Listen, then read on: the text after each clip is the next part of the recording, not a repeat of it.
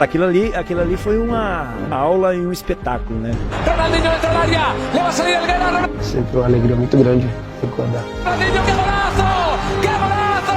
Que golaço! E quando o Ronaldinho entra e fala assim, hoje eu vou marcar a história do futebol. Ele falou isso antes? Ele falou. Espetacular, Ronaldinho Gaúcho! O quão mágico tem que ser um jogador para fazer um estádio inteiro se esquecer de uma das maiores rivalidades da história do futebol, para simplesmente reverenciar todo o seu talento e aplaudir de pé um jogador do seu maior rival. Às vezes não temos noção do tamanho do feito que conseguiu Ronaldinho Gaúcho nesse dia. Para alguns, esse feito foi até maior que a bola de ouro que ele iria conquistar dias depois. Nesse vídeo vamos mostrar a história e os bastidores de um dia mágico para o futebol. E independente se você gosta mais do Real Madrid ou do Barcelona, todos concordamos que nesse dia o bruxo realmente marcou a história de um dos maiores clássicos do mundo. A rivalidade entre Real Madrid e Barcelona é uma das mais intensas e antigas do planeta, tida por muitos inclusive como a maior. Sem dúvidas, o El Clássico é um jogo diferente, e quando essas duas equipes se encontram, o mundo todo para assistir. E toda essa rivalidade vai além da disputa de títulos, de grandes jogadores em campo, de jogos disputadíssimos, enfim, todo o lado esportivo do duelo. O confronto traz também o lado político e cultural envolvendo as duas equipes. Mesmo que indiretamente, o Barcelona sempre foi um símbolo da luta do povo catalão por independência. Já o Real Madrid é o time da realeza espanhola e representa o poder centralizador de Madrid. Inclusive nos jogos é normal ver torcedores do Barça carregarem e exibirem com orgulho a bandeira da Catalunha, enquanto a torcida do Real faz o mesmo com a bandeira da Espanha. Um dos episódios marcantes que retratam o tamanho da rivalidade entre os dois clubes foi quando o português Luís Figo trocou o Barcelona pelo Real Madrid em 2000. Figo tinha grande identificação com o clube catalão e era considerado o ídolo no Barcelona, onde jogou por 5 temporadas e conquistou 7 títulos, carregando inclusive a braçadeira de capitão por várias vezes, além de ser considerado como um dos melhores jogadores de futebol do mundo. No entanto, algo que parecia improvável aconteceu. Ele aceitou a proposta de Florentino Pérez, o presidente do Real Madrid, que pagou 60 milhões de euros pela contratação, um valor recorde na época, se tornando o primeiro galáctico daquele time de estrelas que o Real montou nos anos 2000. A mudança de Figo para o rival histórico do Barcelona causou uma enorme revolta nos torcedores culés, que se sentiam traídos pelo seu ex-ídolo, e o seu retorno ao Camp Nou, agora como jogador do Real Madrid, foi pra lá de hostil.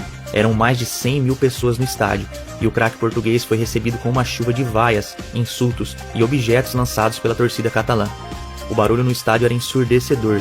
Até hoje acredita-se na Espanha que foi a maior vaia ouvida em um campo de futebol. Em outro confronto, já na temporada de 2002, no momento em que Figo se preparava para bater um escanteio, uma chuva de objetos começa a voar da arquibancada. O jogo é paralisado, e os jogadores do Real tiveram que sair escoltados para o banco de reservas. E algo que ficou marcado nesse dia é que até uma cabeça de porco foi jogada no português nesse momento. Já deu para ter uma noção do tamanho da rivalidade entre esses dois clubes, né? E pensar que um jogador brasileiro, com todo o seu talento, fez tudo isso ficar em segundo plano. Com certeza esse é um El Clássico que ficou para a história. Real Madrid e Barcelona brigavam pela liderança do campeonato espanhol. O jogo marcava o retorno de Ronaldo Fenômeno aos gramados, depois de um tempo afastado por uma lesão no tornozelo. O encontro de Samuel Eto'o com a torcida do Real após ter provocado seu ex-clube durante a comemoração do título da La Liga na temporada anterior. E também o primeiro clássico de um jovem jogador argentino, que vinha da base do Barcelona e era uma grande aposta do time. E ainda havia uma pequena mágoa de Ronaldinho com o técnico brasileiro Vanderlei Luxemburgo, revelada anos depois pelo volante Edmilson em uma entrevista.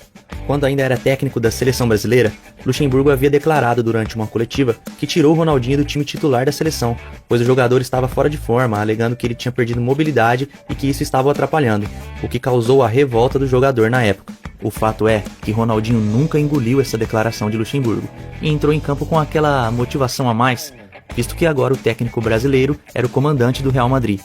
Ou seja, ingredientes para ser um grande jogo não faltavam. O Santiago Bernabéu estava lotado.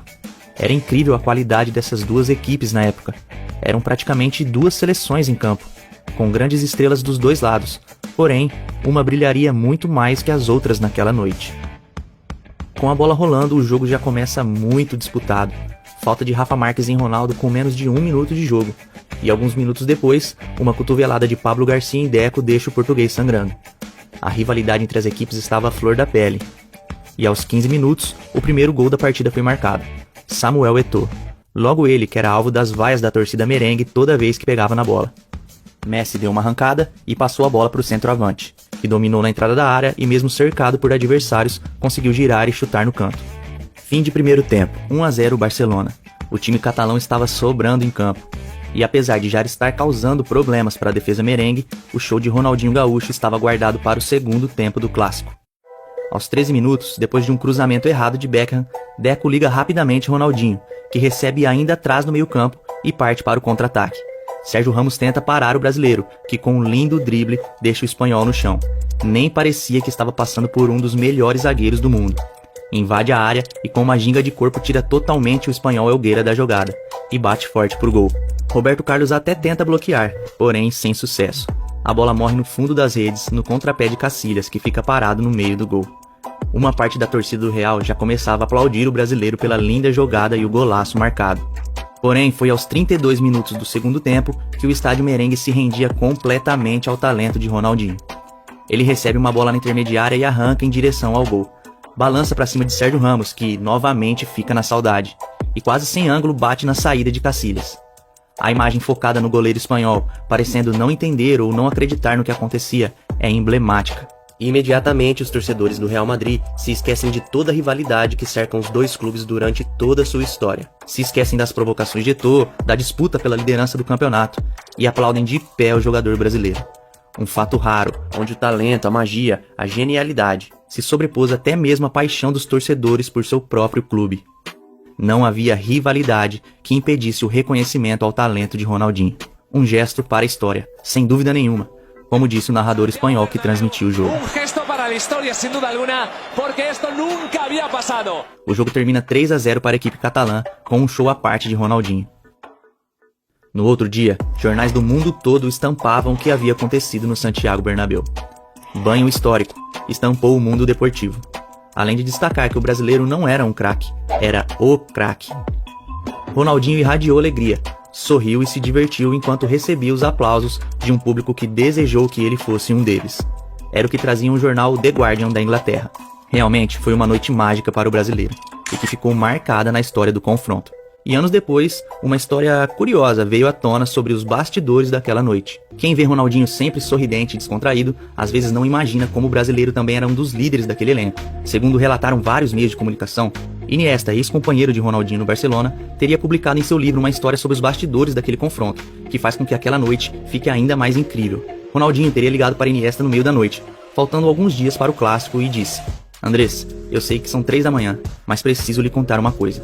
Em junho vou embora. Meu irmão está conversando com o Real Madrid. São números incríveis. Não posso dizer não. Eu sou jovem e sei que você vai me entender. Não diga nada no vestiário e para a imprensa. Não me traia. Confio em você mais do que qualquer outra pessoa." Foi nesse episódio que Iniesta percebeu que a genialidade de um dos maiores ídolos que o Barcelona já teve estava além do talento com a bola nos pés. Ele não me deu tempo de dizer nada. No dia seguinte, nós estávamos treinando no campo e a atmosfera estava estranha. O grupo inteiro estava em silêncio e parecia estar se despedindo de Ronaldinho como nunca. Mas na verdade, o que ninguém sabia era que Ronaldinho havia feito o mesmo com todo o elenco, e essa foi uma estratégia que ele usou para saber se poderia contar com seus companheiros e unir ainda mais a equipe. E momentos antes da partida contra o Real, a verdade enfim foi revelada. Hoje temos um jogo importante. Eles são fortes, mas descobri que somos como uma família. Liguei para todos vocês no meio da noite, dizendo que estava saindo em junho, mas nenhum de vocês contou. Depois disso, percebi que estamos todos dispostos a morrer uns pelos outros. Vou ficar aqui por muitos anos. Agora vamos para o campo e vamos ensinar futebol às pessoas de Madrid. A estratégia com certeza deu resultado, e o Barcelona realmente deu uma aula de futebol naquele dia. E se realmente isso aconteceu, foi mais um truque de mágica do bruxo, só que dessa vez fora das 4 linhas.